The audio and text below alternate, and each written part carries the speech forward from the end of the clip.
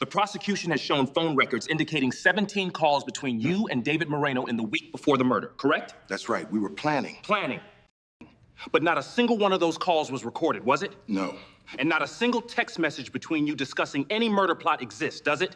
But isn't it true that this family trip to Massachusetts was planned months in advance? I don't know when. I have here airline booking confirmations dated April 15th, 2015. Mr. Patterson, you were close to both David and Marino, correct? Yes. Close enough to know intimate details of their marriage? I knew some things. You knew they had anything with the murder. You wanted an alibi. But is it true that I'm going to defend there of the 20 points later? I don't know when The date changed. Isn't this just perfect? I could stay here forever with you. She dedicated her life to healing others. But in the early hours of June 28, 2015, the woman who had saved countless lives couldn't save her own. For more than a day, she lay undiscovered in her own home.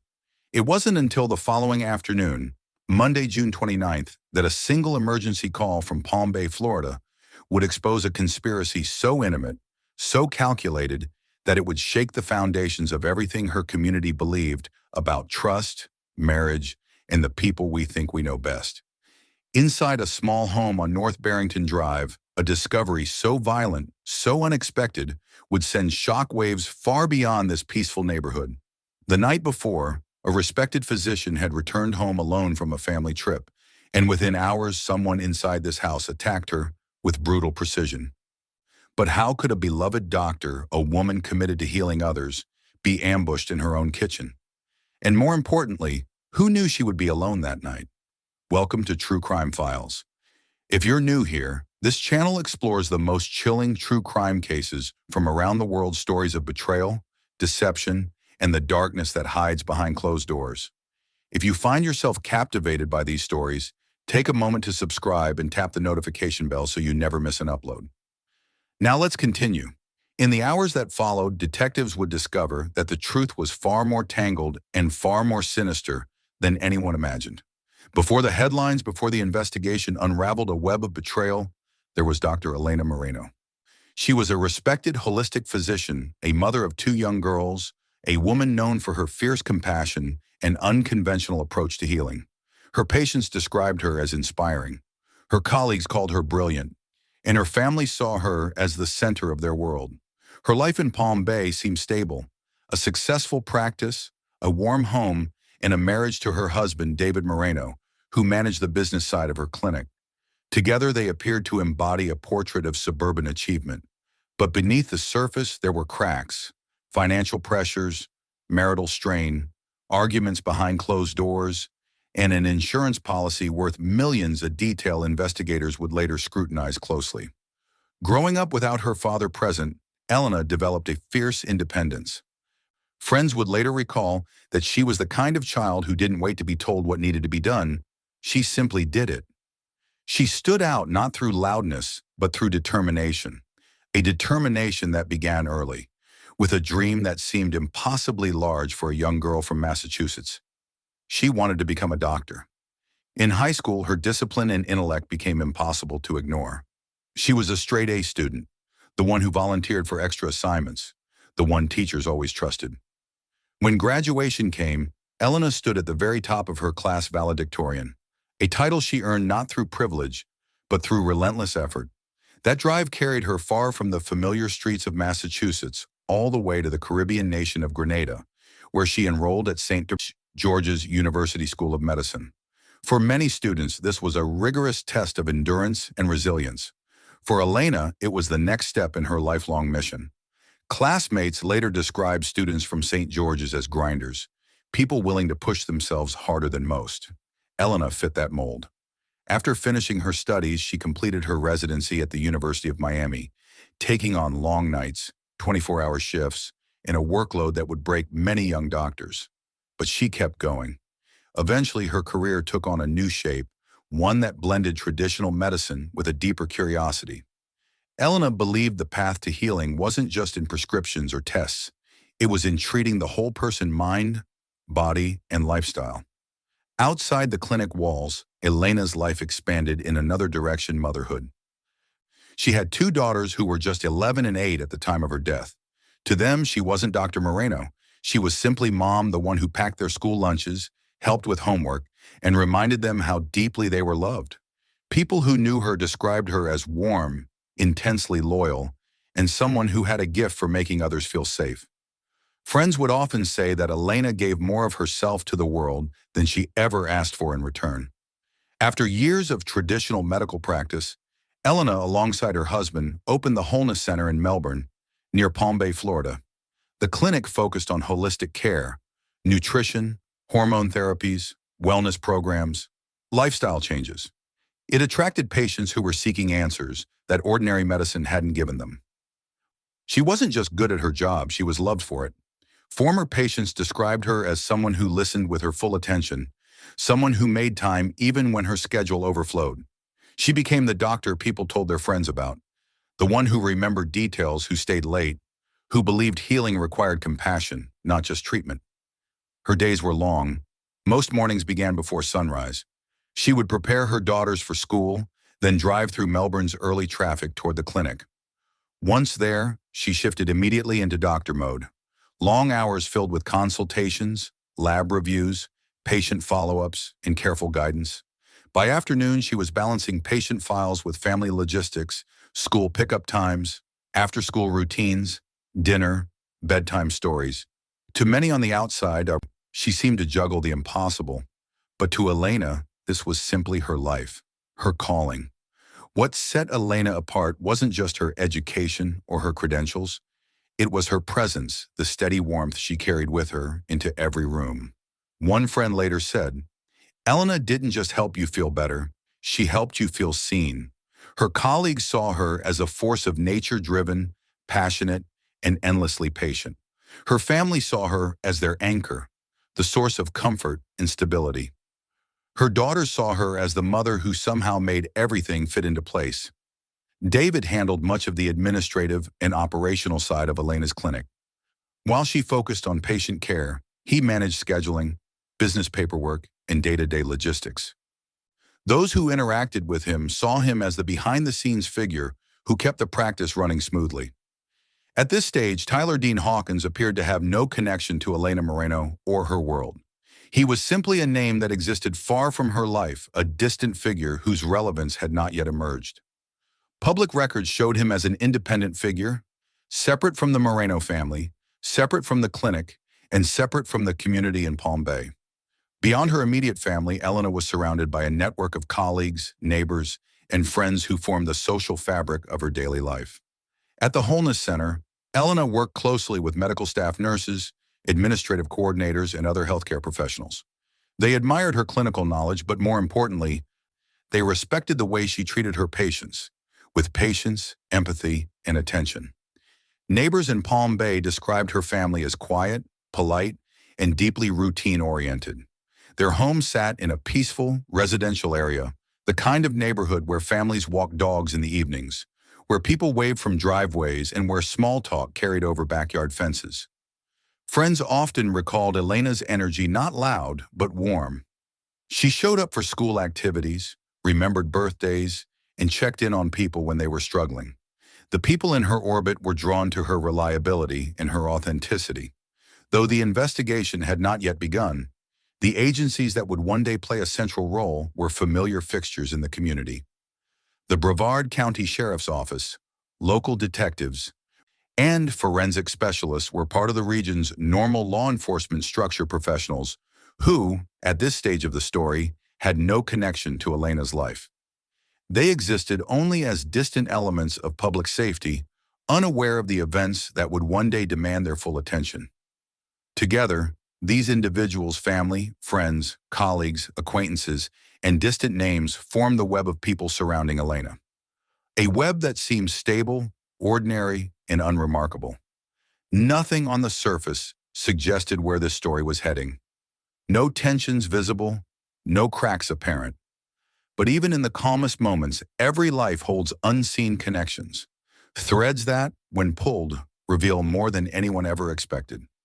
To understand the world Elena moved through each day, we must first step into the space she called home, a place shaped by sunshine, quiet streets, and the rhythm of suburban Florida life. Palm Bay and neighboring Melbourne sit along the east coast of Florida, In Brevard County, small, comfortable communities known for their proximity to the Space Coast, their parks, and family neighborhoods. This is a region defined by warm breezes, residential subdivisions, and homes tucked behind manicured lawns.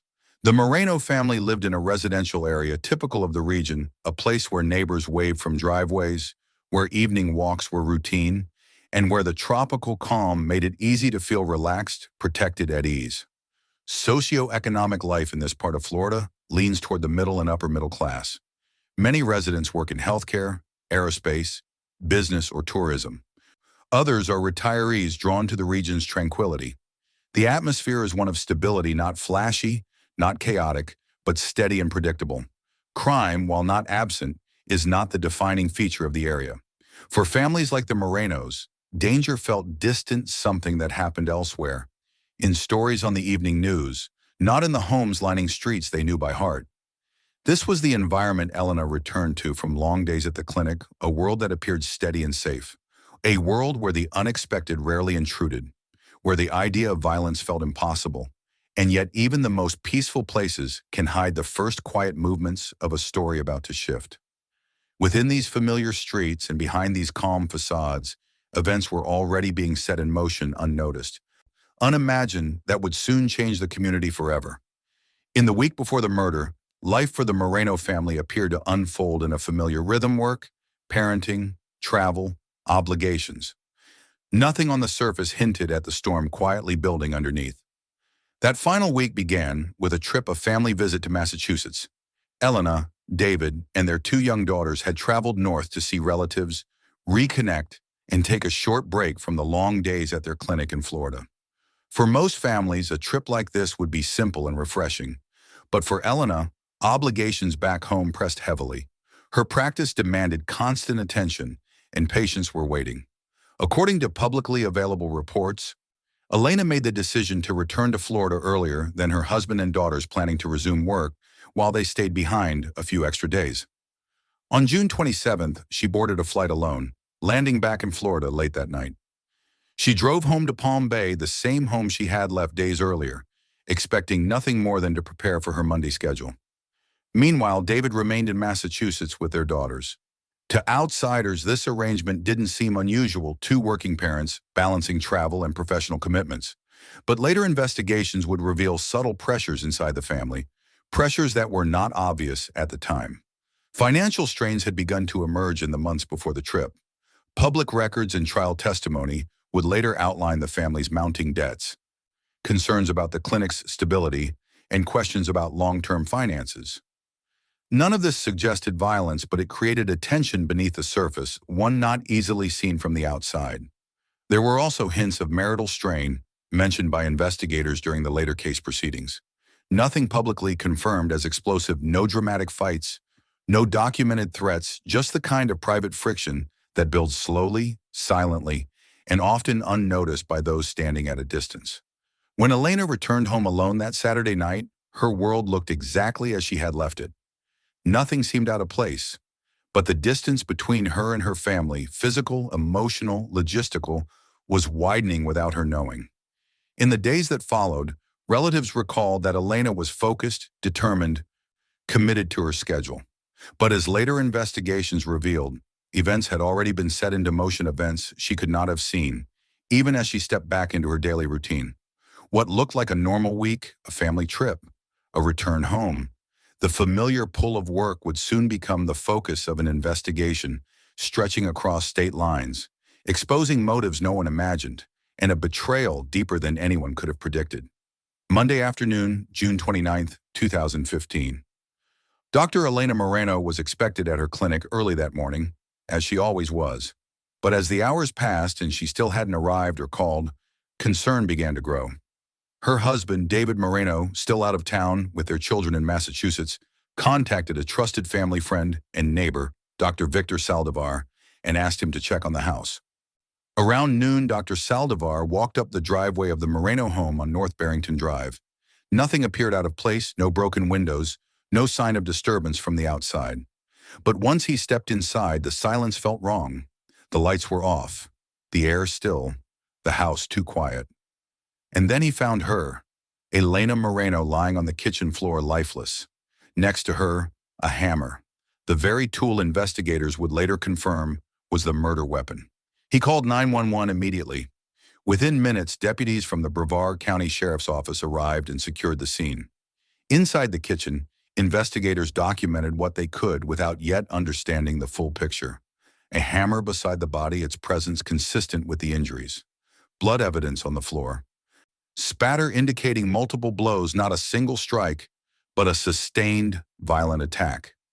Near a side door, they found something troubling, markings resembling pry damage, as if someone had tried to force entry or wanted investigators to think they did. But inside the home, nothing made sense for a burglary. A large safe containing around $40,000 in cash and an extensive gun collection hadn't been touched. No drawers ransacked, no electronics missing, no valuables gone. As word spread, the shock was immediate. Friends, co-workers, patients. Many couldn't believe it, a beloved doctor, known for her compassion and holistic care, brutally killed in her own home. By that afternoon, detectives had already ruled out the simplest explanation. This wasn't a robbery. This wasn't random. Nothing had been taken. And in the level of brutality, an estimated 17 hammer blows suggested not impulse but rage. Someone had entered this home with purpose. Someone had targeted her, and soon detectives would begin to uncover cracks not just in the crime scene, but in the people closest to Elena. From the very beginning, detectives believed that whoever killed Dr. Elena Moreno had planned the crime carefully. But it wasn't until they began combing through digital footprints, surveillance footage, and forensic material that the true scope of that planning came into focus. One of the most significant breakthroughs emerged from a simple piece of technology: the GPS unit in the rental car used by Brandon Cole Patterson and Tyler Dean Hawkins. The GPS data showed their exact travel path more than 2,100 miles leading directly to the Moreno home on North Barrington Drive in Palm Bay. Cell tower records soon confirmed what the GPS already suggested. Patterson and Hawkins were traveling south, but surveillance footage painted the picture even more vividly.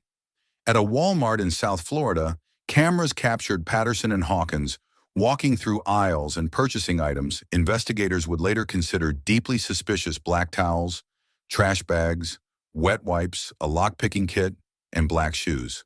But the most damning physical evidence came later. After the murder, Hawkins discarded a pair of blue coveralls at a worksite in Arkansas. Investigators recovered them. Forensic analysts found fibers from those coveralls not only in the rental car, but also on Dr. Moreno herself.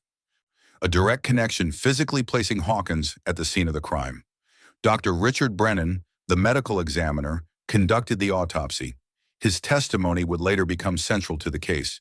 He determined that Dr. Moreno died from blunt force trauma, repeated targeted blows to the back of her head, consistent with a hammer.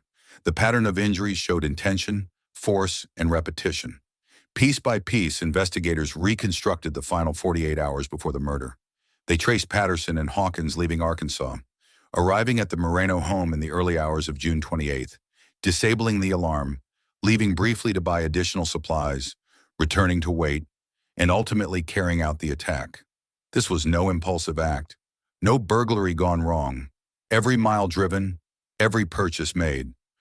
Every digital trace left behind pointed to one conclusion: the murder of Dr. Elena Moreno was a structured, deliberate operation planned across state lines and executed with chilling precision. But the evidence trail didn't just expose what happened.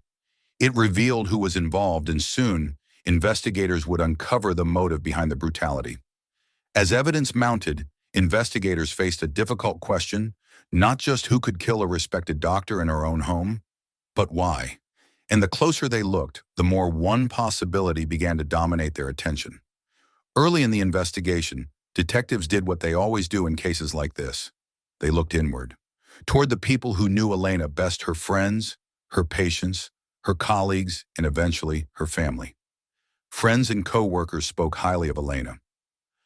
They described her as compassionate, brilliant, and fiercely devoted to her children. But those same interviews also introduced investigators to another reality, one that was far more complicated. Soon, attention shifted to her husband, David. At first, he had appeared devastated, a grieving partner, stranded out of state with their children during the murder. But as investigators dug deeper, inconsistencies and concerns began to emerge. According to later testimony, David had confided in his longtime friend, Brandon Cole Patterson, that he feared losing his daughters in a potential divorce. He allegedly told him that the only way to win was for her to die. These alleged statements would become the backbone of the prosecution's argument, the emotional and psychological trigger behind the crime. Investigators discovered that Elena had multiple life insurance policies, 5 in total, valued at approximately $443 million. Policies that, upon her death, would benefit David.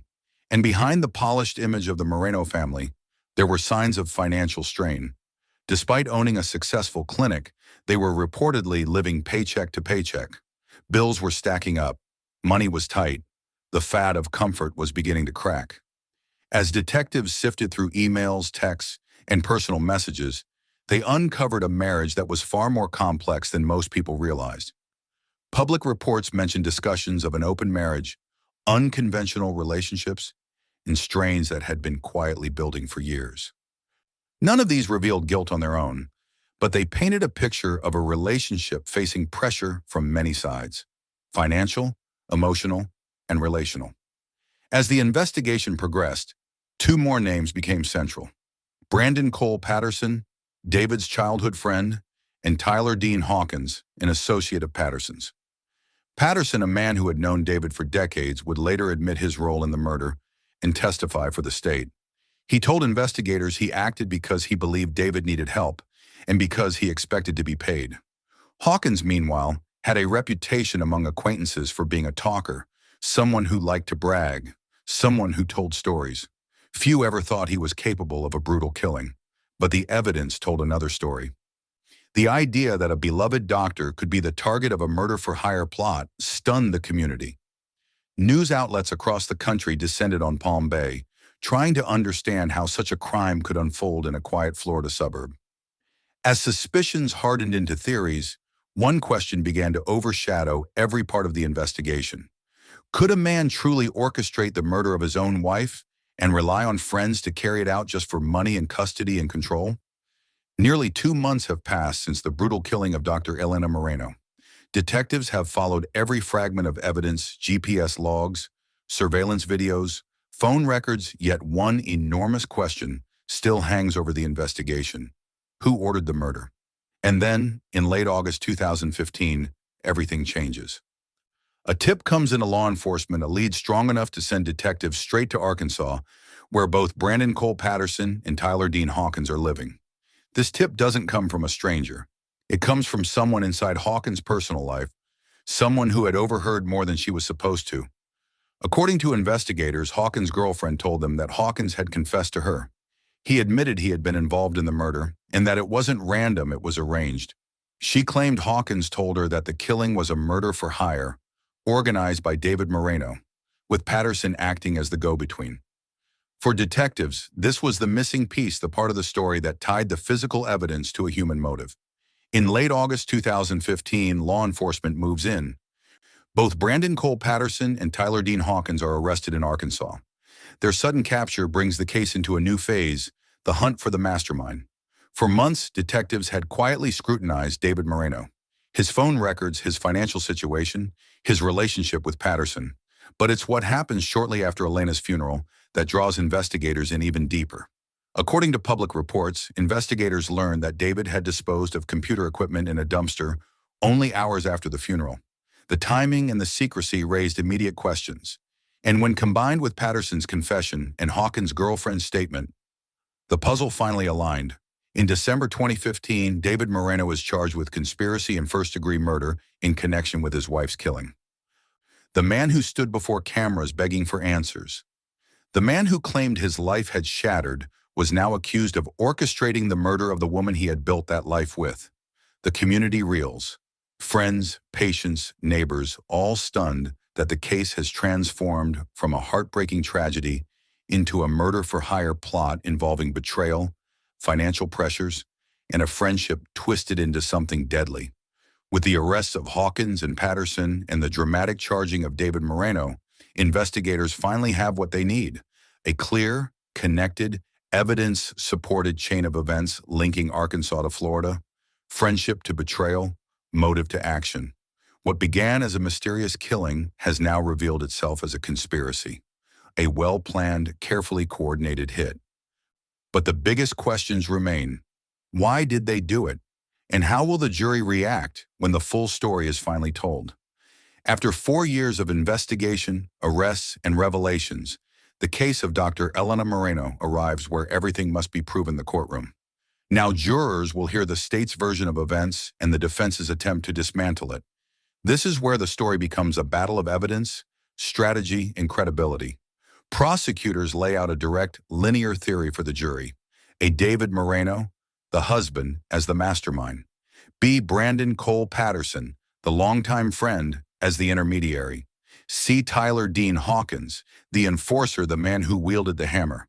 To support their claim, the state presents an array of evidence: GPS data from the rental car placing Patterson and Hawkins on the route from Arkansas to Florida; phone records showing communication patterns they argue connect all three men; surveillance footage from a gas station and a Florida Walmart capturing purchases made before the crime; forensic fibers recovered from Hawkins' discarded coveralls, which investigators testified match fibers on Elena's body and inside the rental car; autopsy findings establishing the brutality and method of the attack.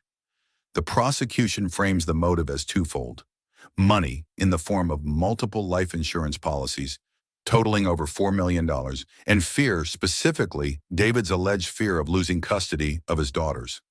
In their telling, the murder was not impulsive. It was a deliberate, organized plan. Defense attorneys push back hard. They argue there is no direct evidence tying David Moreno to the killing, no fingerprints at the scene, no DNA, no surveillance placing him near the crime, nothing physical linking him to the act.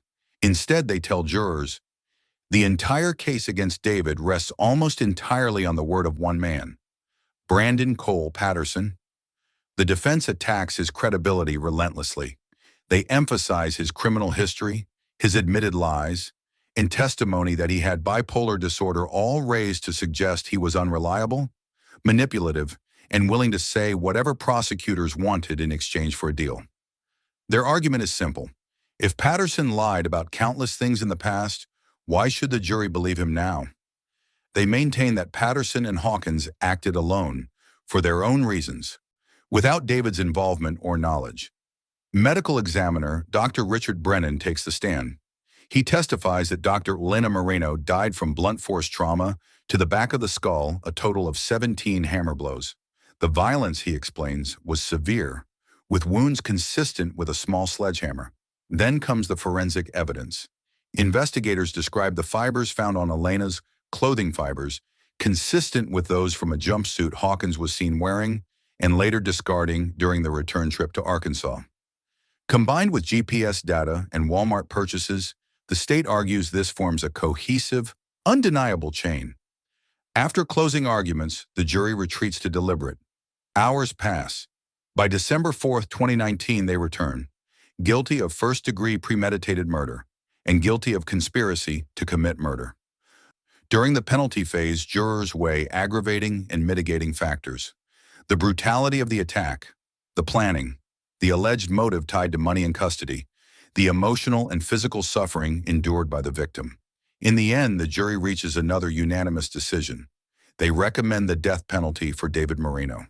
Their finding: the murder was cold, calculated, and premeditated. After weeks of testimony, arguments, and emotional strain, the final chapter of the trial arrives: sentencing. The courtroom is silent as the judge prepares to deliver a decision that will define the rest of David Moreno's life. On January 3, 2020, Judge Harold Weston formally sentences David Moreno to death, reinforcing the jury's unanimous recommendation. The judge states that the evidence demonstrated a murder that was legally and factually cold, calculated, and premeditated. For many listening inside the courtroom, the weight of that sentence marks a grim finality. Brandon Cole Patterson, the intermediary who admitted his role, took a plea deal for second-degree murder. He was sentenced to 25 years in prison, in exchange for testifying against David. Tyler Dean Hawkins was convicted of second-degree murder and trespassing and sentenced to life in prison in 2020. Their sentences close the legal chapter, but leave behind profound emotional devastation. In the months following the murder, life for the Moreno family fractures beyond repair. In May 2016, custody of the two young daughters is granted to Elna's mother, their grandmother. The court determined it was the safest and most stable environment for them. The Moreno home, once filled with family routines, birthday parties, and the everyday rhythms of childhood, becomes a crime scene, then a house emptied by tragedy. The clinic, where Dr. Elena Moreno treated patients and built her professional life, eventually closes. The practice that once stood as a symbol of healing simply dissolves, a stark reminder of how one violent act can collapse an entire ecosystem of people and purpose. The community of Palm Bay is left shaken. Patients who trusted her, friends and neighbors who admired her, colleagues who worked beside her every day. To them, the revelation that her own husband orchestrated her death feels like a deep betrayal, something unthinkable in their quiet Florida town. The case captures nationwide attention, becoming one of Florida's most widely covered murder-for-hire trials. News outlets continue to revisit the story, each time highlighting the whiplash contrast between Elena's public success and the hidden turmoil behind closed doors. Even with the verdict delivered and sentences imposed, some questions linger. Defense attorneys and supporters continue to argue that the evidence linking David directly to the murder relied heavily, perhaps too heavily, on testimony from a man with a known history of dishonesty. Other questions cut deeper. What is the long-term emotional toll on Elena's daughters? How does a family rebuild after experiencing such betrayal? And how many seemingly perfect lives hide conflicts no one else sees? If this story has moved you, or made you think differently about the people we trust most, consider subscribing to True Crime Files and leaving a comment below. Your support helps us continue bringing these stories to light. Share this video with someone who needs to hear it, because these cases deserve to be remembered. In the end, justice was served as the law defines it, but no sentence can restore what was lost. A mother, a doctor, a community figure who lived to help others, gone.